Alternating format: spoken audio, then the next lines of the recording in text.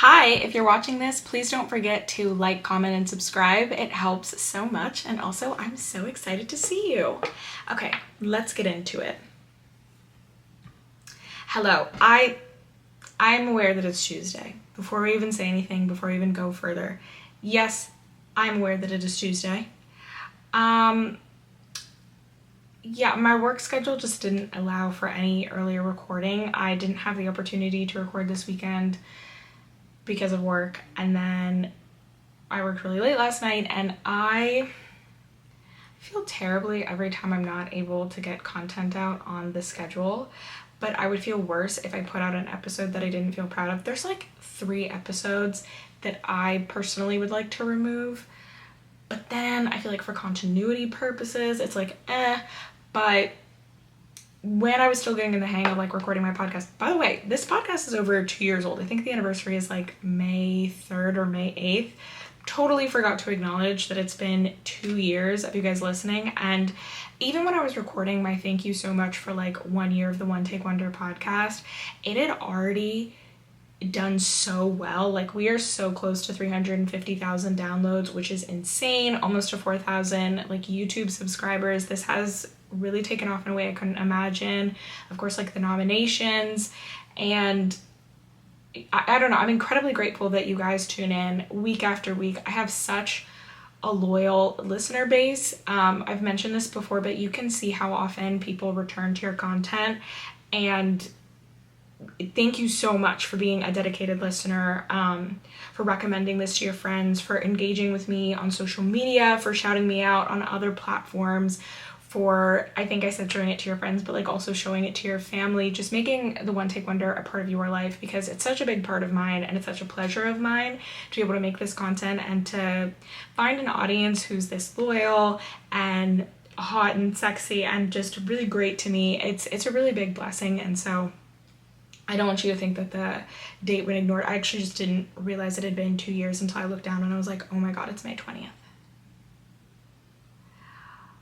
But yeah, 2 years. Sending was, if you're watching this on YouTube, which you can, by the way, please do. Just go like, comment, and subscribe, even if you don't like watch the video on YouTube. But it helps, even if you're just gonna listen to this in the car on your daily commute. It means so much to me, and this is a project that I feel like has really grown and evolved from, you know, sounding like I was underwater for the first couple episodes, not knowing how to work a computer. And I definitely, even in like the, you know, it's been 5 months of posting on YouTube. Like, I started doing it in the new year, and I've definitely gotten better. The camera quality has gotten better. I think the sound quality has gotten better as well. So I'm just really proud to see the growth. And also, when I first started recording, you know, I was struggling to record like 20-30 minute episodes, and now I find myself like getting to 50 minutes and being like, oh, I could still keep going. So it's definitely a goal of mine to end the year with episodes that are more regularly, like 1 hour and 15 minutes. And I think we get close to that now that this season been averaging like 45 minutes, I think is good. Today's episode might be shorter, don't shoot me. But I just wanted to say thank you so much. I also wanted to say sorry. Please know that, like, unless I tell you guys about a pre-planned vacation, every time I don't show up, 1, I feel immensely guilty about it and terrible, but 2, it's always for circumstances that are out of my control. Like, I care about this podcast so much. It's such a passion project and my baby, and I don't know, it's like it's my space for the week to be intellectual and explore different topics and use my brain in a different way than I normally do in everyday life, and talk about the things that I love or the things that I hate, and do critical analysis, which is was my favorite part of being an English major and being an undergrad, and I miss it so much. And so this allows me to feel like I'm scratching that itch. So it's never out of like, oh, she just doesn't want to be here, she just doesn't want to record an episode. It's really other circumstances. Because, you know, I do have a job that I also really like and care about, and kind of more importantly, you know, need to work to live. So now that we're out of the way of like 4.5 minutes of apologies, I thought I would just get into a topic that, for as much as it riles me up, I'm surprised that in 2 years I've never mentioned it. But I want to talk about the phenomena of like TikTok censorship language, and what I think the real world implications of that are. Right now, Sean P. Diddy Combs, which I will not be covering the trial. And let me just say this. I think you should leave that to, you know, actual journalists or lawyers who practice criminal law and also have experience breaking that down.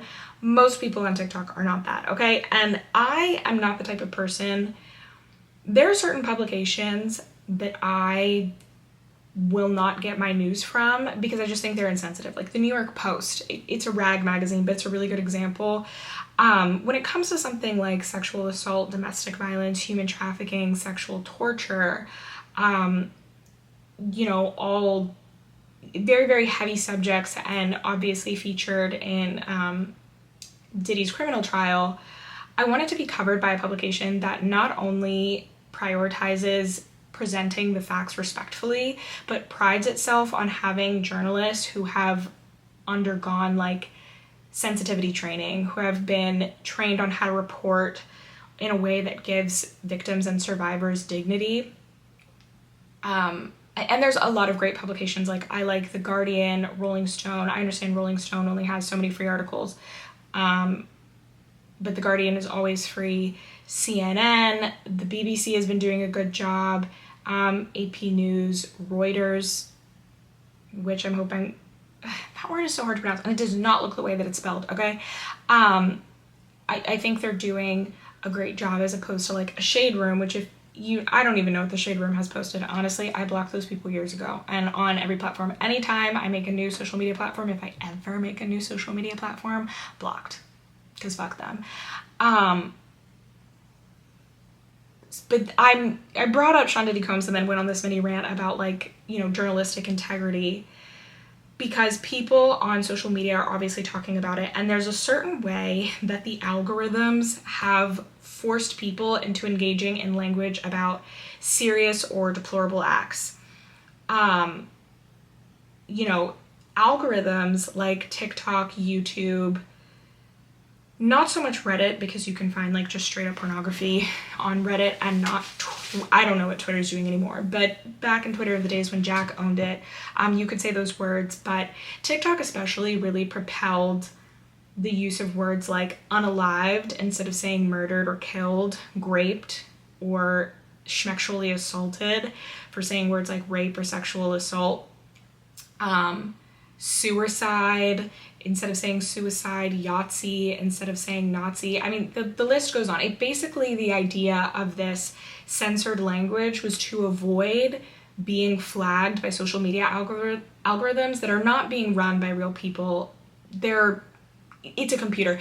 Even honestly, when TikTok says like, oh, you can appeal your claim, a real human is not appealing that claim. Like, it just goes through another computer system and evaluates whether or not what you said was appropriate.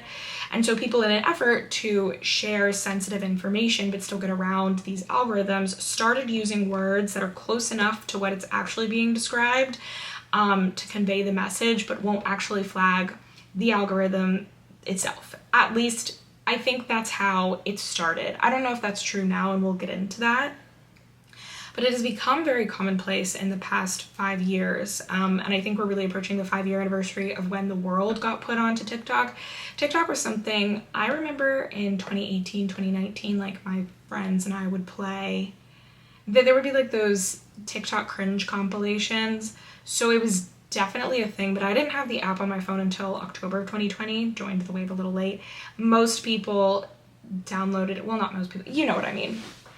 Okay, this doesn't have a peer-reviewed source, but most people downloaded it during the lockdowns of 2020, you know, so over 5 years ago, and some change at this point, some change being months, excuse me. My brain is so fried today, I'm sorry. Trust me, if I had been recording yesterday, this would have been worse. Okay, enough about the lateness excuses. You guys don't care. You're here for the content. But when TikTok started, it was very hypersensitive. That hypersensitivity is not as present in videos, although it still is in lives and comments. So you can say on TikTok videos words like murder, rape, sexual assault, torture, suicide, anorexia, bulimia, like all of the words that would be flagged. You still can't type them in comment sections without them being automatically flagged by the system. And so when you're a creator, you'll see something called the TikTok Cares, which is every couple months they come out with a program that tries to hide hate comments from you. It'll also hide anything that it thinks is too inflammatory. So every so often, like, someone can be like, OMG, but they'll put it in all caps, or maybe they'll be like, oh my God, and the God will be in caps, and that they'll just automatically like hide those comments in a different section where I can choose whether or not to release them to the public. And then there's also a second, like a slightly lower tier of censorship where just certain comments can't get to the top of viewership if they're deemed as being close to offensive. And again, these are things that could actually be offensive, or they're just like a lot of exclamation points. The algorithm isn't particularly sophisticated, but you cannot type those words straight out. They'll just automatically remove them, and you can get a flag on your account. And to reiterate, the reason why people were trying to use these words and avoid getting flagged by platforms like TikTok is because too many violations will result in the removal of your account. And from the creator side, I can tell you that there are no humans like reviewing the process. You're not speaking to a real person pretty much ever. Like, I think you would have to go and find this specific TikTok email, and I know they've changed it a dozen times because they don't want to hear from creators. So people are doing it in an effort to like try to spread information. At some point, TikTok stopped flagging those words in everyday speech. What they did do to maintain censorship is they stopped monetizing them. So when TikTok introduced the creator program, or when the creator program became more widespread, because when I first downloaded TikTok, I did see creators talking about the creator program, but the threshold to get into the program was lowered significantly. I want to say sometime in 2022. And it became easier for other people to join the TikTok creator program and fund and monetize their content. And TikTok makes it difficult to monetize your content because they don't want to pay people. I'll touch on YouTube in a second. I just kind of want to explain TikTok because it's what I know best, and because I'm, a much smaller YouTuber, an emerging YouTuber, some would say. But yeah, I have a much smaller platform than I do compared on TikTok, where I have almost 200,000 followers, and I know the platform pretty well. What was I talking about? I know the platform pretty well going back. Wow, I cannot remember what I was talking about at all. Yeah, so I know the platform pretty well, and they don't want to pay you. So in order to get like revenue, you can only get revenue from something that pops up on your For You page. So if you just go through your favorite creators' videos and you just watch them all, like, they don't get paid for the views. And you can't get paid if you're being seen as violating guidelines. There are certain guidelines on TikTok that won't get your video taken down, but you just can't monetize it. So anything that's deemed as like inappropriate content can't be monetized. So this puts a financial incentive for TikTok creators to not want to get their videos removed from the creator fund and to continue to use words like unalived, graped, sexual assault, whatever. YouTube kind of operates in the same way, where they'll flag certain videos as being, like inappropriate, or they'll age restrict it, which when your video is age restricted, you also get less opportunity to make ad revenue because advertisers want to, advertisers have taken the perspective that like adult restricted content isn't brand friendly, which, I mean, it makes sense. It's not like an outrageous thing to assume. But people don't want their videos age restricted. It also, like, it's just not as heavily promoted on the algorithm. And again, like, monetization opportunities also keep certain YouTube creators using this language. I've explained why people do it, but I really want to get into why I think it's so problematic. And ultimately, it's because it's disrespectful. Words mean things, just to really cut to the chase, get to the bone of it all. Rape has a much more serious connotation than the word graped. Graped makes it sound like a joke, right? It doesn't really... Using these like cutesy little words removes the horror of these acts. It almost lets the listener in on like this little game where it's like, tee-hee, like we're fooling the algorithm by using cutesy little words.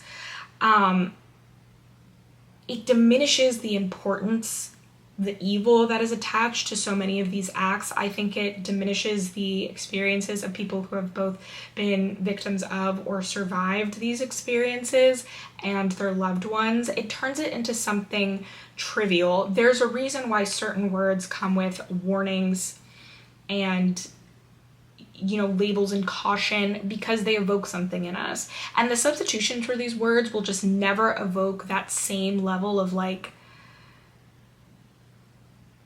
shock, awe, anger, pain, empathy, because they are intentionally designed to be cutesy and deeply unserious, right?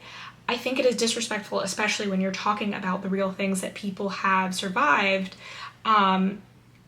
to shorten the acts to SA and DV, which I've been guilty of in the past. Like if you look at some of my videos from like 2021 and 2022, I think it was 2023 when I figured out that like I could just say those things. But I was definitely guilty of being like, oh, SA, and I look back on that and I fucking hate it now, because it devalued what it was. It's also intellectually lazy to not try to find language that won't get flagged by the algorithm, but still allows you to get the point across. Truly saying suicide too many times will get you flagged, will get you demonetized, will get you whatever. And I understand that some people have a valid interest in maintaining like a, I don't know, financial profit from their videos. But, you know, so-and-so took their own life, just as serious, right? It still conveys the information without tipping off the algorithm, if the algorithm is being tipped off in the first place. And let me just write that down, because we're going to come back to that. Is algo being tipped? Because that's what I really wanted to talk about. But it doesn't convey the seriousness. And I think these words are so often associated with creators and situations where the act at hand is not being treated with any level of seriousness. I am not a true crime fan. I won't bash the entire genre, because one, I think there's always been a human interest in it. And I do think there's a way to do it respectfully, in a way that doesn't, you know, glorify the crimes that happened to the victims or the survivors, in a way that doesn't trivialize what happened, but also just to satiate that sort of morbid human interest. Like, humans are interested in weird, disgusting, disturbing, murderous things. There is a reason why some of our oldest stories are part of the horror genre, are, I don't know, they hit that creepy part of your stomach, and people are interested in that. And so whenever people take these like very big moral viewpoints and they're like, everyone who listens to true crime is a fucked up person, and it's like, there definitely is content out there that satiates this, you know, deeply embedded human need and is also respectful. The problem is that language like Unalived completely, I mean, it just goes hand in hand with someone who's doing a mukbang while describing like the acts of a serial killer, of people who, you know, get on a podcast and they rank which serial killers are the hottest. People who completely disregard the wishes of victims' families and really monetize like very sick, disgusting crimes while not showing any reverence to the victim. They say that they're doing this under the guise of awareness, but I think if you're going to talk about people being killed, tortured, maimed, raped, you have the obligation to the people that you're talking about, and also people in your audience who may have experienced the same things, who may be affected by those same traumas, to treat it like it's a serious topic. And while I understand wanting to bring perhaps some levity, you can create that mood through lighting, or like atmosphere, more than being like, okay guys, do my makeup with me to go out to the club while I tell you about this 16-year-old girl who was brutally unalived and dismembered. It's inappropriate. It's wrong. Like I said, it's disrespectful, and I think this certain censorship of language goes hand in hand with that. When I make the point, though, about is the algorithm really being tipped off, at this point, the words like unalived, murdered, SA, sexual assault, like all the ways that people try to get around algorithms has become part of pop culture and talking points. I've seen people use words like unalived on Reddit, where the other day I went to go look up something about gardening, and I think I typed in like rose something. the first things that came up in the search bar, porn. Reddit is a porn site that also has other things on it, and there is some weird, foul shit on there. Also, up until very, very recently, if you are a longtime Reddit user, they literally used to have gore and beheading videos on there. Like, that is not a platform.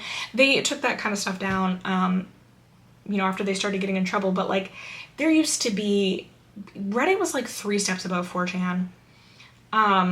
And I say this as someone who's had a Reddit account for a decade because I've always loved like the celebrity gossip forums, the beauty forums, the clothes forums. Like, I'm not trying to paint the entire website as something bad, but I'm saying when you navigate the site, it is very easy to run into something bad. I will never forget one time I thought I was looking up like, it was something like horror movie recommendations, and it was just like real life death videos, and it was like, oh my god, like, first of all, this sublate name is misleading. You don't need to use words like unalive on TikTok. You don't need to use those words in real life. Some of my siblings are teenagers, and I've seen them around their teenage friends, and they're using that in their common like everyday speech. That is stupid. For nobody is monitoring you in real life. And again, it goes back to like taking away the seriousness of the word, trivializing these acts, right?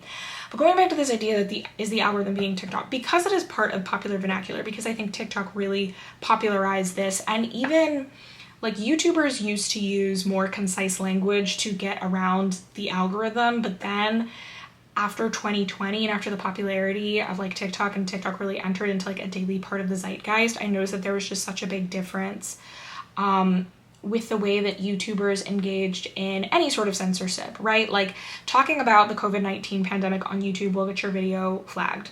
Is this video going to be flagged if you're watching it on YouTube? No, because I just don't have a big enough audience for like the algorithm to care.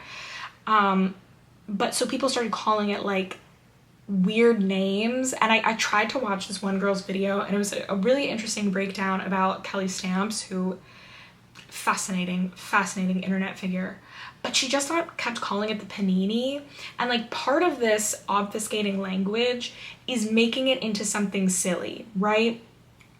I understand that the algorithm won't let you say the word pandemic, specifically COVID-19 pandemic, in an effort to curb like COVID conspiracy theories, misinformation, especially when these policies went into effect, because we were at such a crisis with people, you know, spreading misinformation and being a legitimate danger to public health. I get it.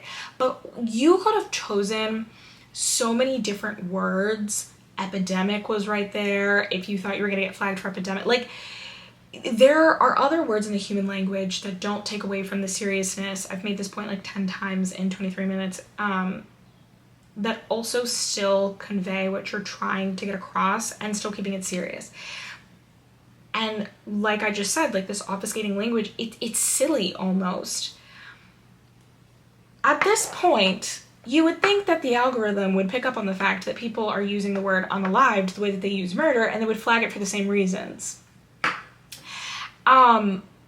Because it does. Like, truly, if these algorithms were working the way that people thought they worked, even if they've worked like that in the past, at this point, with the regularity in which people use words like unalived or sexually, you know, whatever, the algorithm, which is sophisticated enough to pick up on you saying like murder, killed, all those words, it's going to pick up on the fact that you're talking about murder.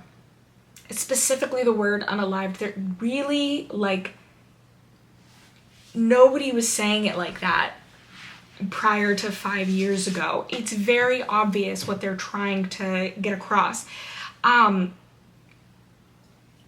at this, and that, you know, sort of putting on my thought daughter conspiracy hat has kind of made me realize, in addition to a comment from a YouTuber, that people are engaging with this, like, they continue to use these words because they like the almost taboo aspect. People really like being clued into content. It draws them in as a viewer when they feel like they're sharing a secret amongst other members of the audience and in their relationship with the content creator themselves. They like feeling like they're evading something or getting around something, and it almost increases the taboo, right? In the same way that this language makes it deeply unserious, it also makes it something kind of like deeply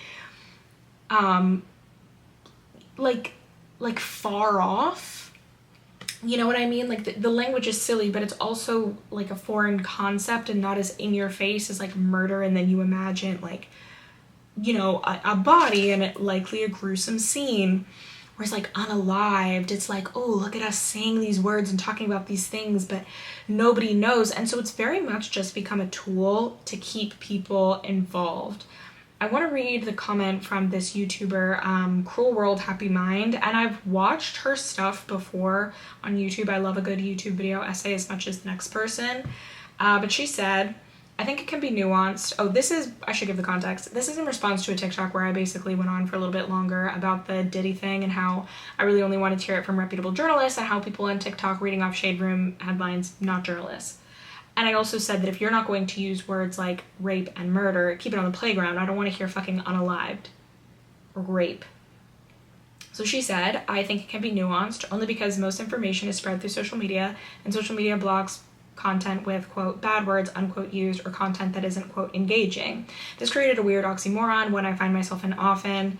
I think journalists should practice discernment still and ethics when sharing content, but certain bad words different social media channels will block. If content isn't engaging, it won't be shared by certain problems. I don't think it's a journalist/creator problem, but a platform problem. So, unquote, just to kind of give context to her journalism comments, you need actual qualifications to be a journalist, and those qualifications aren't just sitting in front of your screen and having the ability to plagiarize off of actual journalist work by reading someone else's news article or reading tweets. And so also in that TikTok, I was ranting about like, this is not journalism at all. And many news sources reporting on this case are free. So just to go back to what she said about, you know, content isn't engaging, I think the reason why people continue to insist that they have to use these words is it's because it's part of the engagement. It's part of the package you expect when you sit down. It's part of what keeps the audience entertained. It is more entertaining to talk about terrible, destructive things in a way that makes you feel like you're getting one over on this algorithm, maintaining this feeling of taboo, that tickly feeling that like I'm doing something wrong, than it is to present the facts plainly. And that is a big part of why people are reluctant or, you know, just downright refuse to move on from this frankly antiquated system of being able to present information.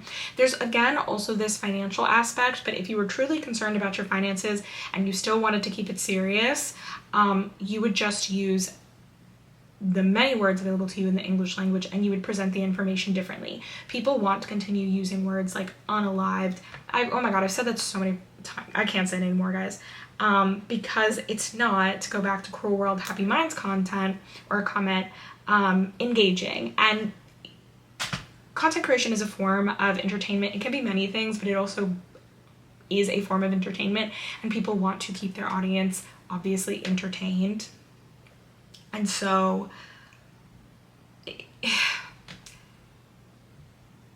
I don't know, it's disheartening because it's also, I think,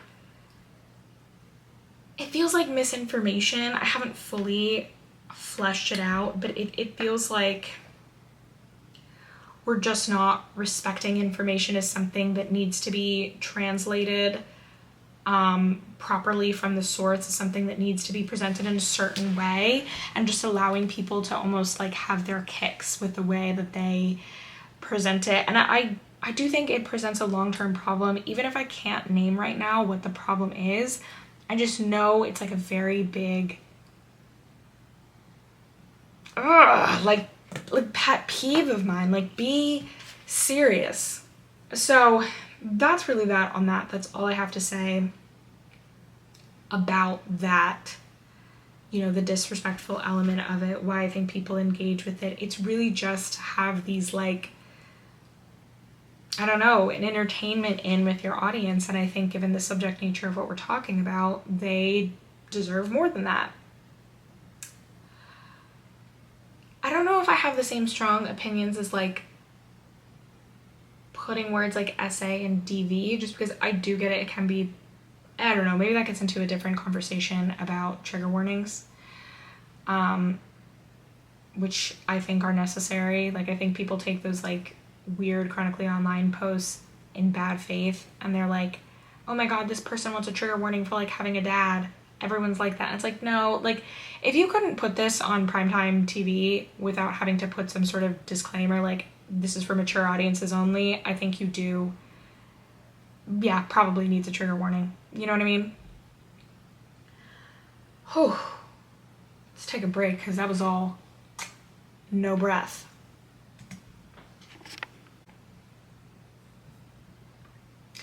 Anyway, I realized that 2 years ago, and thank you to the person who reminded me, I said that if you go the length of a pregnancy without having sex with a man, you will be able to achieve human flight. And then I said that I would explain that later, and 2 years later, I never explained it. So I thought I would explain that when you kiss a man and when you see, well, I should start from the beginning. All girls are born with the ability to fly because we have hollow bones and we like to collect art. If you know, you know. But you lose the ability to fly by being with a man. If you continuously hook up with and, you know, with a boy, you impede on your ability to fly. But if you go 9 months and stay completely celibate and have a pure spirit, you can achieve human flight. Now, you might be saying, Alexia, what about lesbians? Lesbian sex is the same thing as flying, so kind of already there. If you just don't do anything for 9 months, you can climb to the top of a tree and you will float. And if you fall to the bottom and you call me, and I don't know how you got my number, you say, Alexia, I just fell to the ground and shattered multiple bones, it's because you don't have a pure spirit and the air wasn't willing to lift you. And that has nothing to do with your preponderance to find men and then get yourself to abstain. Perhaps you're listening to this and you're celibate and you're saying, I can't even jump off my couch and float. It's because you have a wicked heart. And if you have a very pure heart, the purest indeed, a man's filth can't unpurify you, and you can still fly. That's exactly what I meant by that. And I mean that with the utmost seriousness. I've been saying this since high school. One of the advantages to celibacy, aside from like clear skin, human flight. And I have flown many places. It's something to consider as you go into this week, as we approach Labor Day. Think about it. Let me know. Your results may vary. Don't take this as an endorsement that I told you to jump off bridges or trees, but enjoy yourself. I know I started this off saying I wanted to get into longer episodes. I think this week's going to be a little bit of a shorty. I'll see you next week. As always, send in your topic suggestions. Thank you so much. Really and truly, this podcast means so much to me, and you, listener of the One Take Wonder, whose name I may not know, who I may never meet, you really mean so much to me. You benefit my life in so many ways, and I just want to thank you so much for supporting me, believing in me, showing up every Monday or the occasional Tuesday. I love you so much. I'm incredibly grateful. Please always know how grateful I am for your continued support, and I look forward to checking in with you next week. Bye. Bye.